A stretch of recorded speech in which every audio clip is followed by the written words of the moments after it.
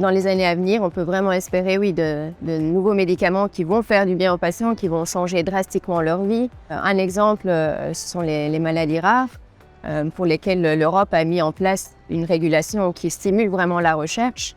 Et on attend vraiment des médicaments dits orphelins pour ces maladies rares, qui vont apporter des solutions extraordinaires aux patients, parfois dans des maladies pour lesquelles il n'existe aucune alternative. Alors 2021 est une bonne année, puisque ce qu'on voit, c'est que le nombre de médicaments remboursés a pratiquement doublé par rapport à 2020. On revient aussi au niveau des années précédentes, donc c'est bien. Maintenant, en 2020, est-ce que c'est une référence?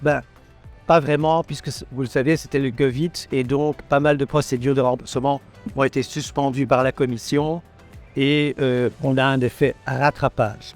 Alors, ce qu'il faut remarquer aussi, c'est que pour la majorité de ces médicaments, ce sont des médicaments avec une plus-value thérapeutique ajoutée, donc c'est important par rapport à ce qui existe, et aux médicaments orphelins, donc pour des maladies rares. Mais comme l'a dit Julie, c'est essentiellement des traitements anticancéreux, donc tumeurs solides ou tumeurs hématologiques, mais aussi ce qu'on appelle des immunomodulateurs, donc qui agissent sur le système immunitaire.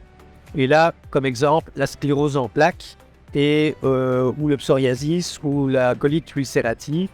Mais on a aussi de nouveaux traitements pour des maladies du sang, hématopoïétiques, par exemple la bêta-thalassémie, là c'est quelque chose de tout à fait innovant, ou du système digestif, ou du système nerveux. Donc au niveau accès, les patients belges doivent attendre plus longtemps que pour des patients d'autres pays européens. Je parle ici surtout pour des pays comparables, hein, donc qu'on appelle les EU6. À titre d'exemple, pour un médicament innovant, à plus-value thérapeutique, il faut attendre parfois 12 mois en moyenne. Pour un médicament orphelin pour maladie rare, 13 mois.